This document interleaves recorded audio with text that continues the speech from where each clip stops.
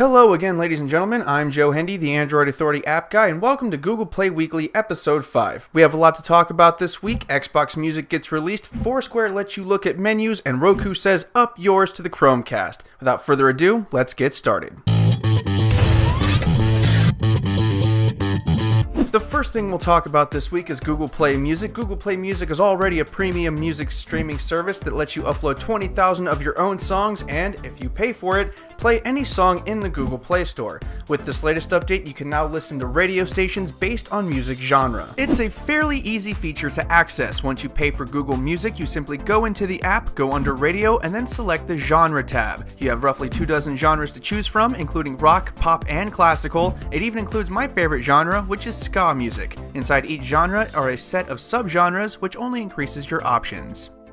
Foursquare received a sizable update this week, and it actually adds to the functionality. The social media network is already based on location, but now you have another way to interact with that location. You can now view over 43 million menus from 500,000 restaurants. It's been seamlessly integrated into Foursquare's seemingly ever-changing interface. When you view a location that has a menu, the menu option will appear. Using it, you can browse items and see if any of them sound good to you. This is not only good for places you're at, but a good way to see if there's anything good on the menu where you're going.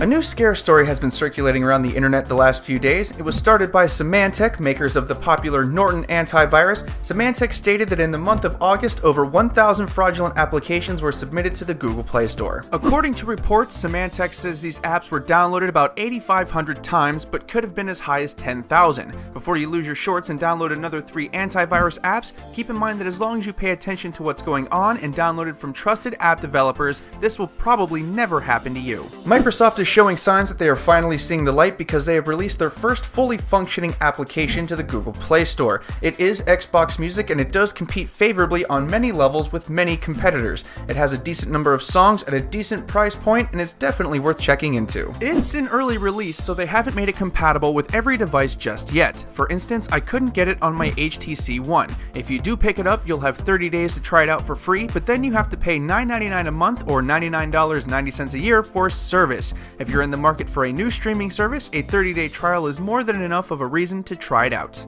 Since the Chromecast came out, life has been a little difficult for set-top boxes. The Chromecast doesn't have all the functionality of a set-top box, but it does have most of the functionality needed to replace it entirely. Roku has come out with an update that adds a feature, and it's the only feature that the Chromecast doesn't have. With the update, you can now stream local content directly from your Android device. For many who keep up with such development, you cannot do that on a Chromecast. For now, it's compatible with pretty much all Roku devices, but only a handful of Android devices, including the Galaxy S3 and S4, the Nexus 7 2012 model, the HTC One, and the Nexus 4. So who wants to see some trending apps this week? As usual, if you want to check any of these apps out, the links are in the video description. First up is a fun little time waster called Stickman Downhill. In this game, you use tilt, braking, and acceleration to propel your way over obstacles and through levels. It's simple, easy, and quick to play, and has Google Games support for leaderboards and achievements. Also, it's free. Really, there's no reason not to try this one out. If you're looking for something that has some functionality, our only app this week with that is Toucher Pro. It comes from the same people who brought you Go Launcher. What this app does is use a floating point that you can tap. You then have access to some favorite apps, weather, toggles, and a variety of other settings. It's a great way to reduce home screen clutter without losing functionality. Our second time waster game on the list this week is Impossible Lines. This simple and challenging game makes you move a green dot to the finish without running into any of the lines on the screen. The difficulty increases as the levels get more difficult because when you start moving, the obstacles disappear and you must use your memory to find your way through. Simple Rockets is definitely our favorite trending game this week. The premise of the game is pretty simple. You build rockets and then fly them around to obtain certain challenges. Or you can make them fly, turn them around, and make them blow up. It allows people to be creative, which is nice, and it's genuinely fun to play.